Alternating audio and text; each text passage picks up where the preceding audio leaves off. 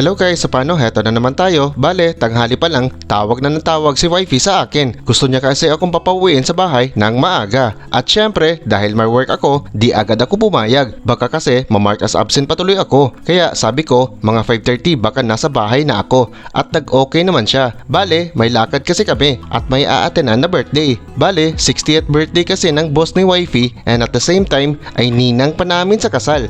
Dinner type nga pala ang okasyon sa isang exclusive na place. Di ko naman siya binigo at nakauwi naman ako nang wala pang 5:30. Di ko inakala na nasa bahay na pala siya. Also, kasama din pala namin ang pamangkin niyang si Dylan. Prepare na din pala ni wifey ang mga susuotin namin ngayon. Di na nga ako nakaligo dahil sa pagmamadali. Kaya nag-toothbrush na ako at nagbihis. Bale, party lang din ng Turil ang venue ng pupuntahan namin at di na din malayo sa amin. Wala kaming madadaanan ng mga traffic. Kaya diretso-diretso lang din ang biyahe namin. Actually, parati na din naming binabalik-balikan ang venue na ito at masasabi kong hindi ka legit na taga Turil or taga Davao kung hindi mo pa ito napupuntahan. San ba to? Well, dito sa Eden Nature Park and Resort. Dati na din kaming pumupunta ni wifey dito pero unfortunately hindi pa ako nagko-content doon. Actually parang long time ago na din yon at pareho pa yata kaming single nun. Well, so yun na nga, nakarating na din kami agad sa venue. At shucks, nag-start na pala ang program. Pero at least, hindi pa naman kinakantahan ng happy birthday ang celebrant. Kaya, chokes na din. Actually, sobrang lawak na naman pala ng venue ng reception. And so far, ito na lang ang pinakamaliwanag sa buong Eden Park. Nakapwesto na nga pala sila wifey kasama dun sa mga office mates niya. Since late ako nakapasok dahil sinabayan ko yung driver, kaya nasa kinasuok-suokan ako. Pero, kita ko pa naman din ang buong event. And in fairness, all goods na din ang venue dahil sa likod ng stage ay makikita naman pala ang overview ng Turil, Davao o kahit ang Samal Island. Kaso sa sobrang layo kaya di na din abot ng CP ko. Actually, di na din kasi ako nakapag-ikot masyado sa lugar. Nagsimula din kasi ang event and at the same time, sobrang dilim din ng paligid. Mahirap na, baka madapa pa ako bigla o masira pa ang CP ko o di kaya baka makasulubong pa ako ng ahas.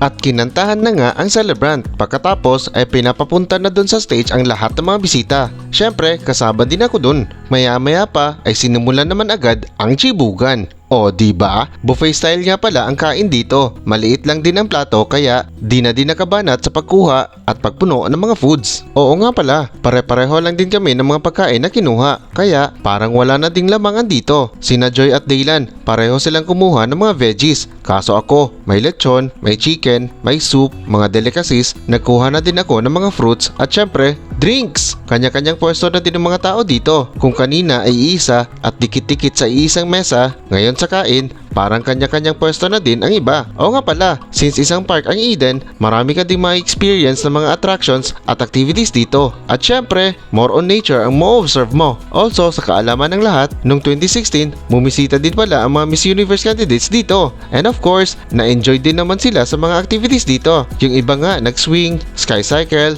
nag-tour din sa iba-ibang mga attractions at marami pang iba. Kaya, masasabi mo talagang cool and relaxing ang nature dito. Parang katulad lang din ng Kapatagan sa Digos. Naalala ko nga nung unang punta namin ni Joy dito sa Eden, nag-tour din kami sa mga attractions. Pumunta sa overviewing na may balon, butterfly garden, may mga iba-ibang klase ng mga houses for lodging, mga tribal views and presentation, and of course, sa well-known nilang paggawaan ng mga chocolates. Oo, marami silang mga pananim dito ng mga kakao at lahat ng yun ay mga ingredients sa mga ginagawa nilang mga chocolates. O, diba? Also, natry na din namin ang mga iba't ibang mga activities like sky cycle at zipline ride. Nung after wedding namin, trinit kami ng isa sa mga ninang namin at nakasakay na din kami sa sky swing. As in swing na over 20 feet at bigla kayong bibitawan para mag-swing na para bang naiiwan ang mga kaluluwa nyo sa itaas.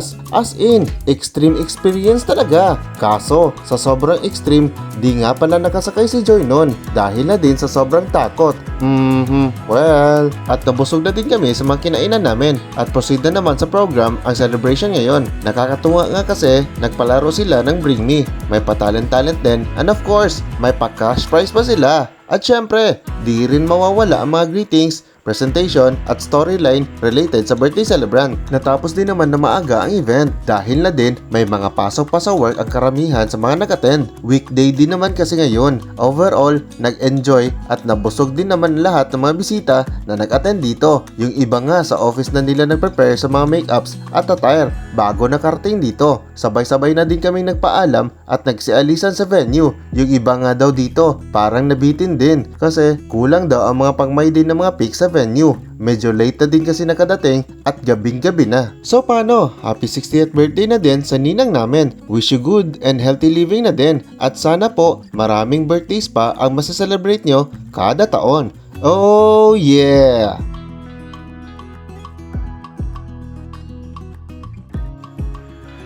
Okay guys, so good evening at saka good morning kasi actually natulog na kami tapos bigla kami nagising kasi may maingay sa labas and then chinek ko. So yun, pagkakita ko parang naawa tuloy ako dun sa nakita ko na maingay sa labas. So ito siya By the way, the time na nga pala is 2 in the early in the morning.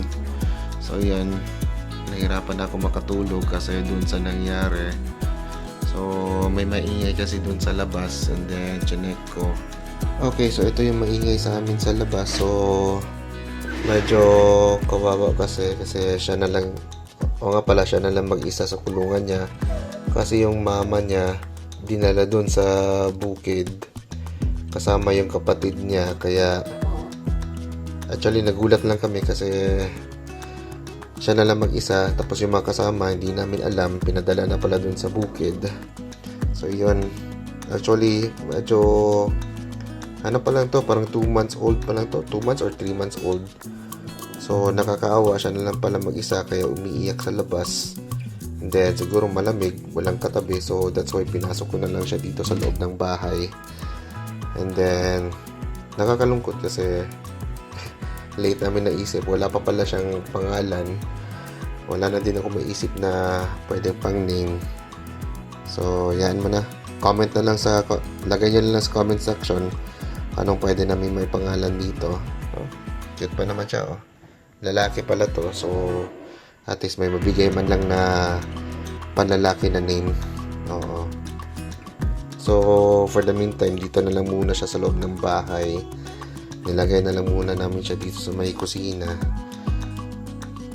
Walang ibang pwede malagyan, so iwan ko na lang ito ng isang ilaw para at least hindi siya matakot, and then pagkain na din sa gilid.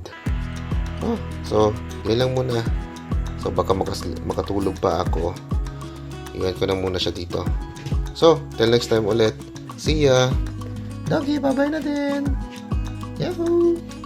Babu. Good night.